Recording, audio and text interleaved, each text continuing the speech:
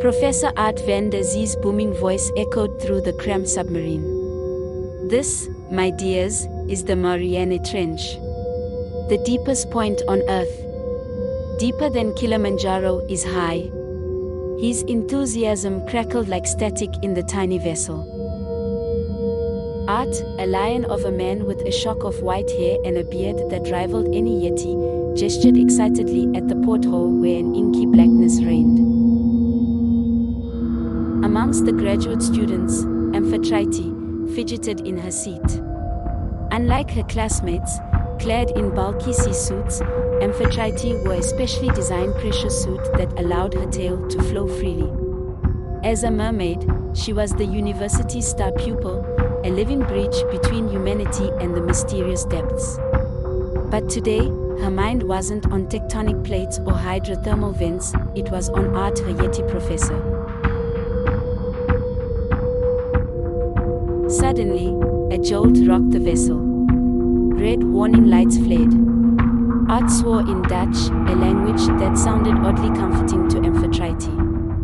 "Hull breach," he yelled. "Emergency ascent." Panic surged through the cabin.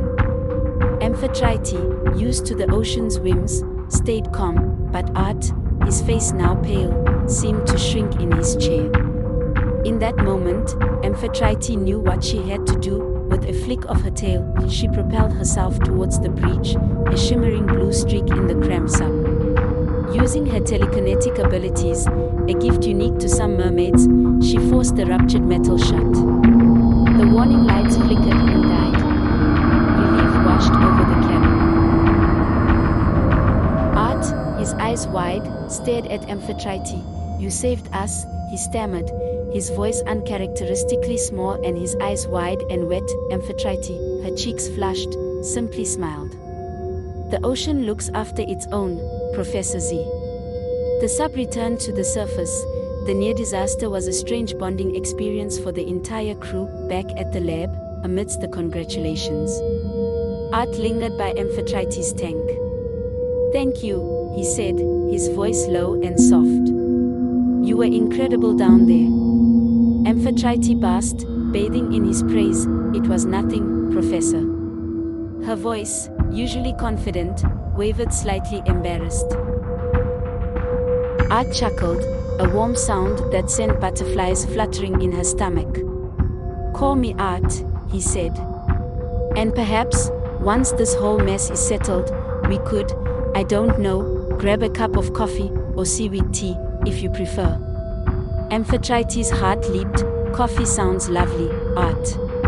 As they stepped out of the lab, the setting sun cast a golden glow on the ocean. Aard looked at Amphitrite, his gaze lingering for a bit too long. Maybe, Amphitrite thought, just maybe, the feeling was mutual.